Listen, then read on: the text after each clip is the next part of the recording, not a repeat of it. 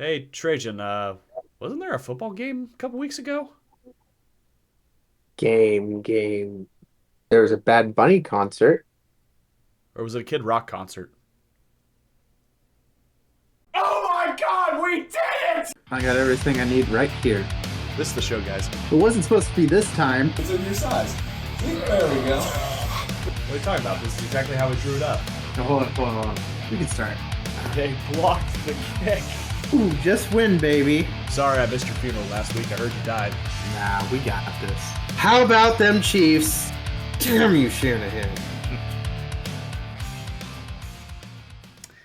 Good afternoon, football fans, and welcome to the Season 5 finale of the Trajan Temple Sportcast.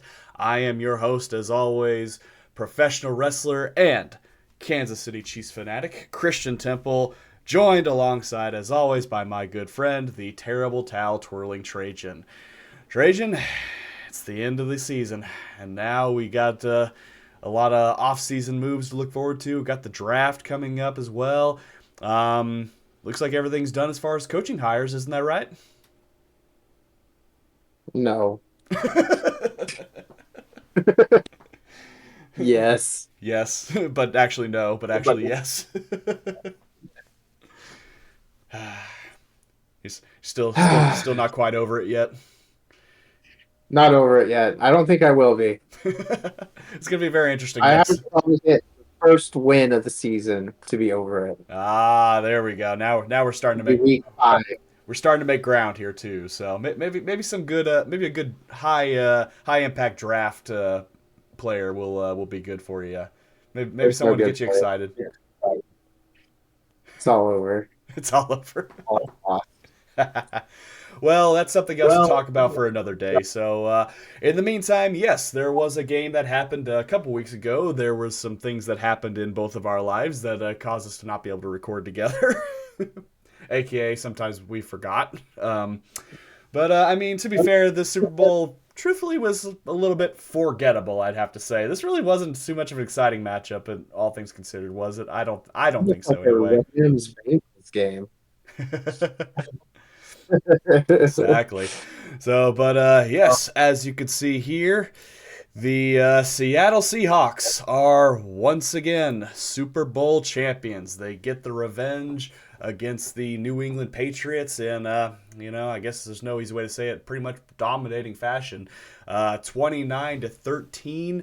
Sam Darnold, the redemption tour, takes Minnesota to the playoffs last year, gets cast off to the side. Not a whole lot of hope for him coming into the season, but the Legion of Boom 2.0, this defense, it held Drake May, the potential MVP candidate, Drake May. It held him to only 13 points. That offense kept him off the scoreboard for 3 whole quarters. Yeah, no, it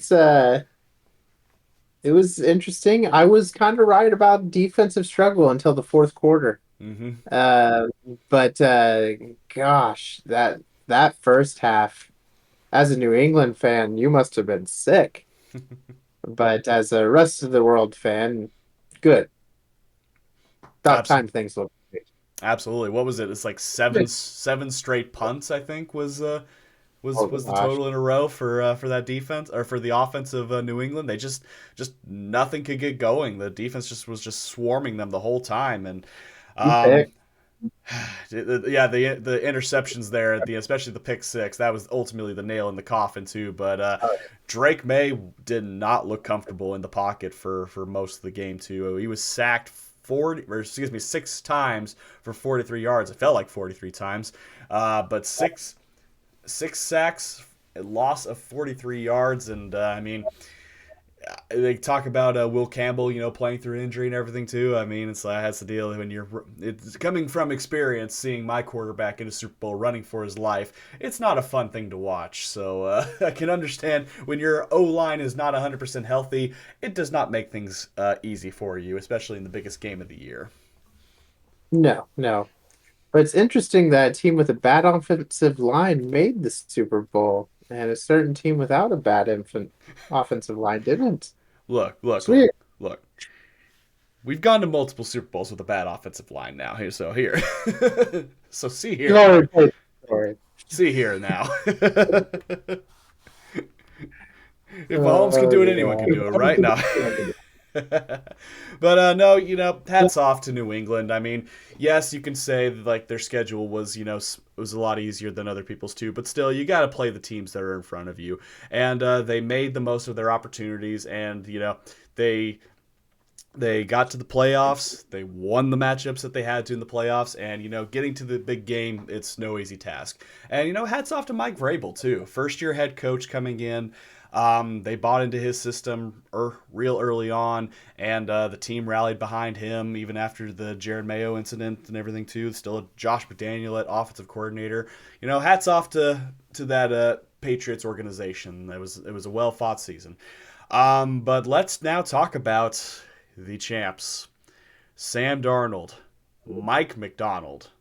I mean, you're talking about just a complete overhaul of an offensive Yep. scheme, but like that was plenty enough. And who'd have thought Cooper Kupp was going to be the top receiver in this game? Honestly, Oh my goodness. Yeah. No, I mean he was cast off that he was an aging wide receiver, not worth it. You have Puka Nacua. Why would you need Cooper Cup anymore? and Devonte Adams, yeah, And Devontae Adams. Just crazy. But they put a team together. absolutely. Six receptions, 61 yards, no touchdowns for him. That goes to A.J. Barner, which I hope someone put money on him getting a touchdown in the Super Bowl because boy, they would have cashed out big time on that one. I think. Smith the Jigba kind of held in check for the most part. Shout out to Christian Gonzalez. They had him pretty much locked down for the majority of this game.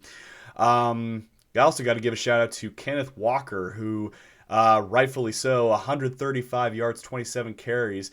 Um, didn't get a chance to get it into the end zone, but I mean, yeah, I believe he was the one that won MVP. Is that correct? I believe so. I say I'm rightfully, so rightfully so, especially for his performance. but no, I mean it's just he is a Super Bowl MVP, yes. Okay, I was pretty sure. So I'm just used to not I'm just used to running backs not getting the respect that they deserve. So wanted to hedge my bets there Sure. too. So, but yes, Yeah. Sam Darnold only sacked once the whole game. 19 of 38 for 202 yards. But when he had that rushing attack with Walker, he didn't. It's the same story as all year. He didn't have to be spectacular. He didn't have to put the team on his back. They had a balanced offensive attack that eventually broke through, but it was on the back of that stifling defense, and that's just been the story all year. And crazy it is to sound too. If this team sticks together, this could very well be the front runner for next year's Super Bowl on the NFC side. I just don't know of anyone else, unless Philly gets everything together. If San Fran, who has a lot of traveling they have to do, just announced they got to go to Australia and Mexico City to play their games. Yep. And maybe even the Rams. Matt Stafford's coming back for another year. Those would be the only teams I could think of that would truly give them a run for their money next year. No, I mean gosh, the young coach. I mean, Shanahan could be short on his leash too, kind of like a Tomlin deal. So many chances to get there. Mm-hmm. I mean, there could be a big shakeup in the NFC West. Absolutely. And even the Cardinals could make an option. Not just Yeah, there's no hope for them right now. We'll see what they do with their draft pick, but I'm not holding out a hope for them. yeah. So yes, hats off to the Seattle Seahawks. Like I said, getting a little bit of revenge from the 1 yard line interception. But I think this is more than worth it to them. Wouldn't you say? Oh no, it probably would have been better to beat Tom Brady, but I would say yeah, this is it's a good storyline about the whole season, and yeah, no, I think this is a good one for him. Absolutely. Alrighty. Well, now that the season of 2025-2026 is in the books, it is now time for Trajan and I to take a look back at our season predictions. And this is going to be very interesting. As some of you that have stuck with us the entire way through might remember, at the beginning of the year, we made some certain predictions here, starting with the schedule of our team, or excuse me, starting with the USA Today predictions of each team. So as you can see here, if I can scroll this up here too, I know our cameras are going to kind of be in the way. The USA Today, as they do every single year, put out a prediction who they think which team will have their records at the end of the year. And Trajan and I go through each one of those, and we either say higher, lower, or we agree with said record. And after calculating everything on the record side there, as you can see, the final score was me with 9 correct predictions to Trajan's 6. So that's 1 in the score box for me. Great start on that. Which brings us to the next prediction, which was the playoff team prediction. So how this worked was we picked the winners of each respective division, as well as the 3 wildcard teams here. And Trajan had the only correct guess of the AFC, which turned out to be the straw that broke the camel's back, seeing as how we both picked 2 wildcard teams correctly and only picked the Philadelphia Eagles out of the NFC East.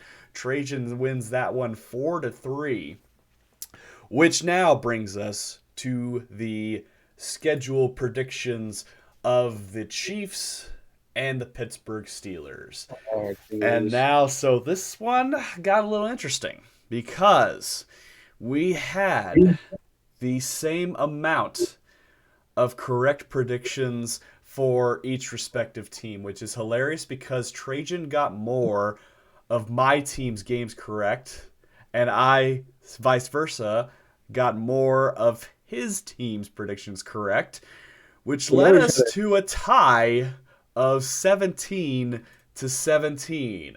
But we did have a secret rule, a secret tiebreaker intact in this year's competition in the off chance that we did end up in a tie. And ladies and gentlemen, with a correct prediction of a 6-11 season of my beloved Kansas City Chiefs, for the first time, your winner of our prediction competition is Trajan. So not only do you get to load over the fact that your team made the playoffs, not only do you get to laud over the fact that my team had a worse record than you, you get to laud over the fact that you were literally a tiebreaker fluke away from actually beating me in the freaking competition that we set up back in September of this year. Trajan, the floor is yours. Let's hear the victory speech. I would like to thank the black magic for finally working this year.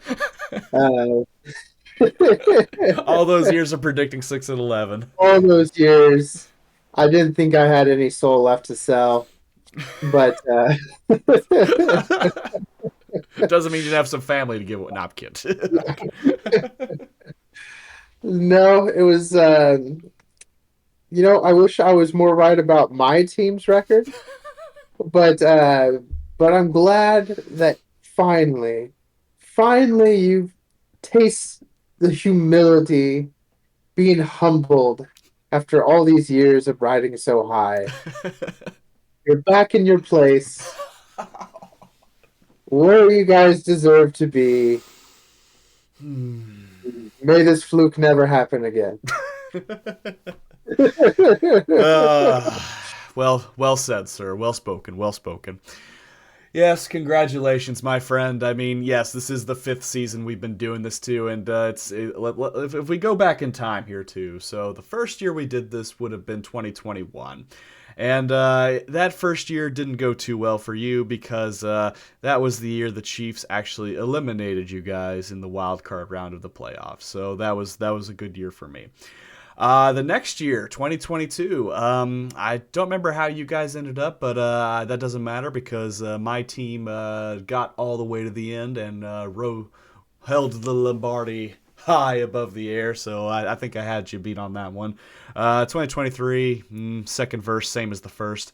Then 2024, we go back for attempt for the three-peat, and this was the year that the wheels finally fell off on this dynasty, and it time will tell. We made some good changes, in my opinion. I think with our coaching staff this year, I'm hoping Veach can find some of that magic that made him one of the top GMs in the league in this year's draft, and hopefully we can get back to the promised land next year. But Trajan, it's been a lot of fun, and you did deserve at least 1 year to hold your head. I wouldn't say high, but at least above a little above water here. So congratulations to you, my friend. Thank you, thank you. But to show that I'm not that petty, Oh boy. I believe I gave you a consolation prize Indeed, you did. Go ahead and talk about it. for the gift of a 6-11 season. I give the gift of a Priest Holmes jersey. Just like the Chiefs not going to the Super Bowl, I got him a Super Bowl winless player. Hey, now he was on the Ravens when they won the Super Bowl. Can't believe you made me say that out loud to defend this man, but still. 2003 should have been our year. Curse you, Peyton He Manning. was a very special player, just a lackluster roster when they needed it the most. Well, unfortunately, we ran into a juggernaut called Peyton Manning and Reggie Wayne and Marvin Harrison, and so yeah. It Yeah, happens. and Tony Dungy not being a complete moron on the sidelines. So Yeah. yes, thank you so much for the gift. It did take me a little while to figure out. It's like, oh man, who do I want? So I have a Priest Holmes jersey already, but it's a different style. It's like the old Reebok kind of style jersey. It's not even like the style like that they played with back in the day too. So it's like, you know what? I know I'm gonna get this jersey. I'm going to get that jersey. It's like, you know what? I hadn't had any plans of getting a Priest Holmes one, so I was like, you know what? This was like before 2019, the 2003 Kansas City Chiefs roster was my favorite team because they go Cool. 9-0 in that season. They go to the playoffs. They get home field advantage. Dante Hall, the X Factor, so many exciting players too, and they seemed like the team of destiny that year. And unfortunately, just the playoff blues just struck again in a horrible, horrible way. So, but yep. Wasn't that the last year of Marty? No, No. Marty was gone way before that. no, no. That was Dick Vermeil, but he was there for 2 more years after that. He was Yeah, there for 2 more years after that. So now, that's right. yep. Another Marty. Exactly. At least that Marty won a ring, but unfortunately, it wasn't with Yeah. it was with the wrong Missouri team. Oh, jeez. Alrighty. But Well, but on that note, that is the end of season 5 of the Trajan Temple Sportcast. We want to thank each and every single one of you that have joined us every episode, every step of the way. It had a lot of highs, it had a lot of lows this season. I was excited to actually stream a game alongside my friend Trajan here too, and okay. we got great plans to do more fun stuff like that in the future. We are hoping to have some more guests on the show again next year to talk more about their fandom and how they think their teams are going forward in the future, and yeah, hopefully have some more competitions to record and film and upload again too. I think someone might be catching the golf itch a little bit over there. Is that right, Trajan? So, I think so. Maybe a little rematch here. Maybe you'll be more competitive this time. Or it might just be Top Golf. I don't know. We'll It see. might be tough. But yes, we do. We will be back next year for season 6. Trajan will probably have to be tied to his chair, kicking and screaming to watch his team play. But we'll see how things go. He might chill out a little bit when August rolls around and he's really hankering for some football. We'll see. There's game recaps. I don't have to say for the whole deal. I just got to catch the highlights, right? The low lights. Oh God. Well, we'll see how that goes. We'll talk about more of that too. But on that note, thank you again so much for joining us this season. Click like if you enjoyed the video. Click subscribe if you really liked it. And if you want to see more next year, let us know down below what you'd like to see more of too and what you enjoyed of this previous season. We would love to hear from you. We will see you again when April rolls around and the NFL draft hosted from Pittsburgh comes around. But on that note, until then, thank you again, everyone. This is Temple and Trajan signing off.